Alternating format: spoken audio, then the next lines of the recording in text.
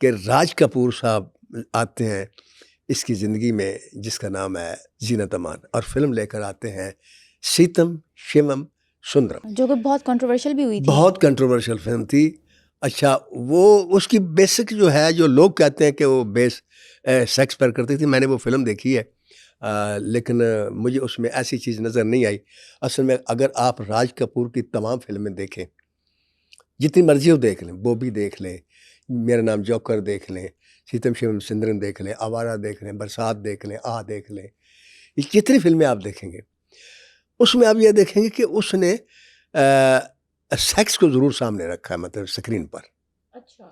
ये उनकी यूँ कह लें उनकी सोच यही थी, यूएसपी थी। हाँ जो भी आप कह लें, लेकिन उनके अंदर ये ज़रूर बात थी।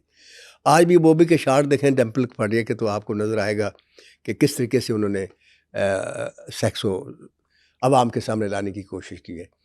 तो उन्होंने एक ये जो करैक्टर लिखा, इसमें उन्होंने अंतहा कर दी कि एक लड़की है बेपनाह खूबसूरत, एक आदमी को उसकी आवाज़ से इश्क हो जाता है, लेकिन उसकी सूरत को एक्सेप्ट नहीं कर पाता। उसके एक पोर्शन उन्होंने वो उस तरीके से दिखाया था, डैमेज शुदा पत्नी। बहरहाल इस फिल्म के को साइन करने के लिए जब राज कपूर आए तो देवानंद को ये बात बहुत चुभी। अब ये ऐसे होता है ना, मैंने आपको बताया कि हर जगह एक माफिया होता है, हर जगह ग्रुपबंदी होती है। हिंदुस्तान में उस वक्त एक ग्रुप था जिसके हेड दिलीप कुमार थे और महबूब साहब और इस किस्म थे, और एक ग्रुप था कपूर फैमिली का जिसमें पृथ्वीराज कपूर थे, और एक ग्रुप था फिरोज़ खान और संजय खान का, ये दोनों भाई भी फिल्म में इनका अलग था। एक ग्रुप धर्मेंद्र का था। ये 4 ग्रुप बड़े ग्रुप थे, और इनमें 5वां ग्रुप जो था वो देवानंद का था, लेकिन देवानंद उस तरह का ग्रुप नहीं था, माफिया नहीं था। देवानंद एक यूँ कह लें शरीफ और कमज़ोर किस्म का आर्टिस्ट था। आर्टिस्ट बहुत बड़ा था लेकिन कमज़ोर था, यानी ग्रुप कमज़ोर था और ग्रुप था भी नहीं। वो फिल्म बनाते थे और अपने मर्ज़ी से काम करते थे ये वो। तो उनको ये चुभा कि ये राज कपूर की फिल्म में क्यों गई है। अच्छा, हुआ ये कि जब वो सीतम शिवम सुंदरम साइन हो गए तो देवानंद जो थे वो कहते हैं, उन्होंने अपनी किताब में लिखा है कि मैंने फैसला किया कि आज मैं प्रपोज करूंगा इसको, मैं इसको बता दूंगा कि मैं तुम्हारे साथ शादी करना चाहता हूँ। कहता जब मैं गया तो उस वक्त एक पार्टी में ये शरीक थी और राज कपूर नशे में थे, और राज कपूर ने इनको जिस तरीके से बाहों में लिया और जिस तरीके से इन्होंने आगे से रिस्पांस किया, वो मेरे लिए नाकाबिल बर्दाश्त था। ठीक है। और उसने ये भी कहा, कहता मैंने ये भी सुना कि राज कपूर ने कहा कि तुमने आप वादा तोड़ दिया, सफ़ेद साड़ी नहीं पहनी तुमने।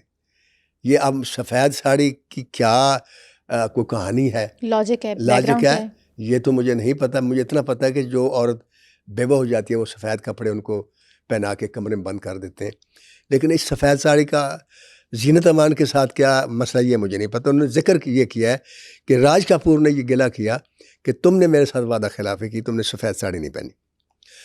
तो वहाँ उनको ये यकीन हो गया कि ये जो है राज कपूर के अंदर इन्वॉल्व हो गया।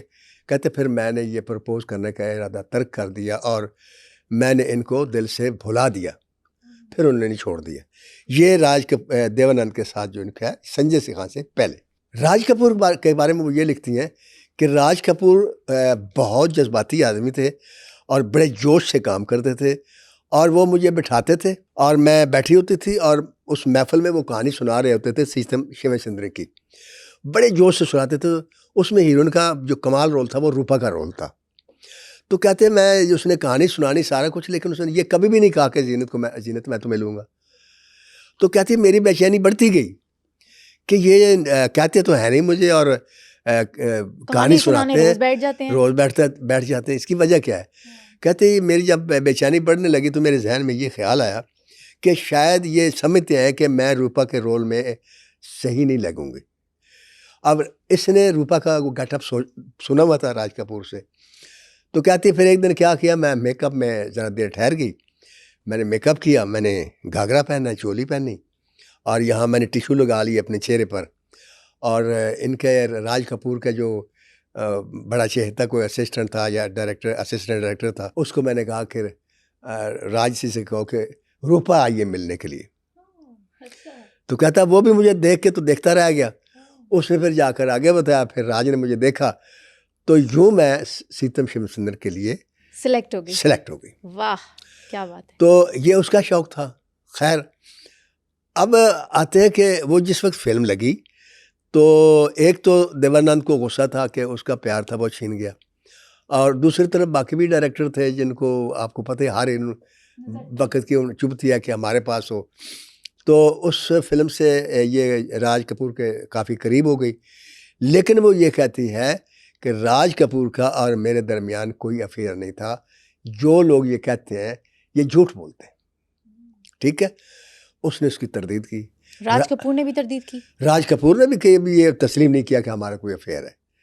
राज कपूर का उस वक्त प्यार था नरगिस के साथ, उनकी वो उधर था। ये एक कुदरती बात है ना, जब एक आप हीरोइन को ज़्यादा वो लिफ्ट देते हैं, ज़्यादा प्रमोट करते हैं, ज़्यादा आवभगत करते हैं, रिसीव करते हैं, प्रोटोकॉल देते हैं, तो देखने वाले फिर कुछ भी रिज़ल्ट निकाल सकते हैं। तो इस तरीके से रिज़ल्ट उन्होंने निकाला। तो उनका अफेयर नहीं था, ये तरदीद कर दी इसने, और मेरा भी दिल ये कहता है कि इसने तरदीद सही की है, इनका कोई अफेयर नहीं था। तो लिहाजा ऐसी